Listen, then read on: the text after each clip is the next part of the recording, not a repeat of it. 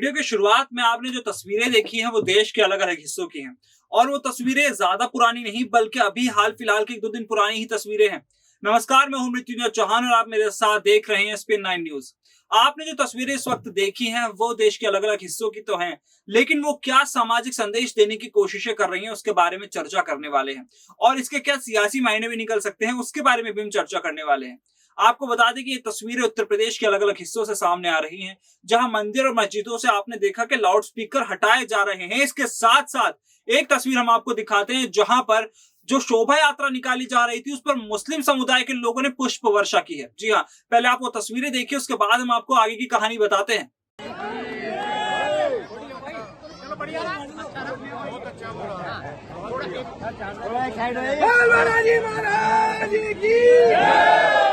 बाबा तेरे नाम का जयकारा होना चाहिए। बाबा तेरे नाम का जयकारा होना चाहिए। तेरे नाम का जयकारा होना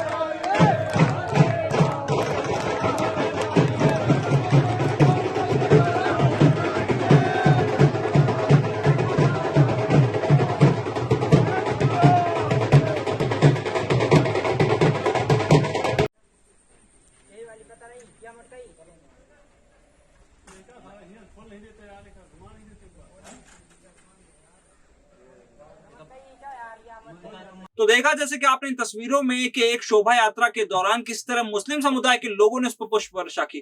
तो ये दिखाता है कि भारत में किस तरह लोग एक साथ मिलजुल कर रहना चाहते हैं, किस तरह लोग एक साथ रहना चाहते हैं, किस तरह लोग एक साथ काम करना चाहते हैं और लोगों के दिलों में कोई भेदभाव की भावना नहीं है। लोग एक दूसरे से बिल्कुल नाराज नहीं है। ये संदेश देने की तस्वीरों ने कोशिश तो की है, लेकिन आखिरकार फिर देश के लोगों को बांटने का काम क्यों किया जा रहा है? देश के लोगों को बांटने का काम कौन कर रहा है? ये बड़े सवाल खड़े होते हैं। लगातार ऐसा देखा जा रहा है कि जिस तरह से हिंदू, मुसलमान, सिख, ईसाई, इन सब के नाम पर देश को बांटने की कोशिश की जा रही है। लगातार राजनेता ऐसे ऐसे बयान दे रहे हैं जिससे किसी न किसी समुदाय को टारगेट करने की कोशिश की जा रही है। देश में एक अलग सांप्रदायिक माहौल बनाने की कोशिश की जा रही है और उसमें आखिरकार किसका नुकसान होता है? आम लोगों का, भोले भाले लोगों का।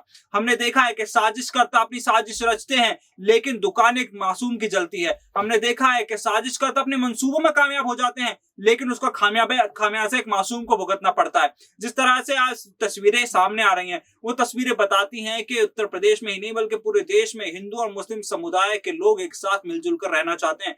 हिंदू मुस्लिम समुदाय के लोग एक साथ एकता के साथ रहना चाहते हैं, अखंडता के साथ रहना चाहते हैं और यही इस देश की पहचान है। लेकिन जिस तरह से इन दोनों को बांटने का काम किया जा रहा है, कई राजनेताओं के भड़काऊ बयानों के जरिए कहीं ना कहीं इस देश की अखंडता और प्रभुता पर कई बड़े सवाल खड़े होते हैं और खतरा मंडराता नजर भी आ रहा है। हमने देखा है कि उत्तर प्रदेश में ही नहीं बल्कि कई और राज्यों में भी लाउड स्पीकर को हटाने और इसके साथ साथ उसकी फ्रीक्वेंसी कम करने, ऐसे कई तरह के फैसले लिए गए हैं और लोग लगातार इन फैसलों के लिए सामने भी आ रहे हैं, इन फैसलों का समर्थन भी कर रहे हैं। मंदिर हो चाहे मस्जिद हो, लगातार उनसे लाउड स्पीकर हटाने की बात भी की जा रही है। ऐसा कहा जा रहा था कि दिल्ली से सेक्टर नोएडा से 900 मंदिरों और मस्जिदों को लगभग मेंशन किया गया है और उनमें से लाउड स्पीकर को हटवा दिया गया है, तो उसके बारे में भी कार्रवाई की जा रही है। लगातार जिस तरह से मंदिरों और मस्जिदों पर एक साथ लाउड स्पीकर हटाए जा रहे हैं, कहीं ना कहीं दोनों समुदाय के लोगों में इसको लेकर कोई ज्यादा रोष देखने को नहीं मिल रहा है। हालांकि ये बात जरूर है कि कुछ लोगों ने कहा है कि हो सकता था कि लाउड स्पीकर की फ्रीक्वेंसी को, उसकी वॉल्यूम को कम किया जा सकता था। उसके बारे में भी सरकार इस विचार कर रही है।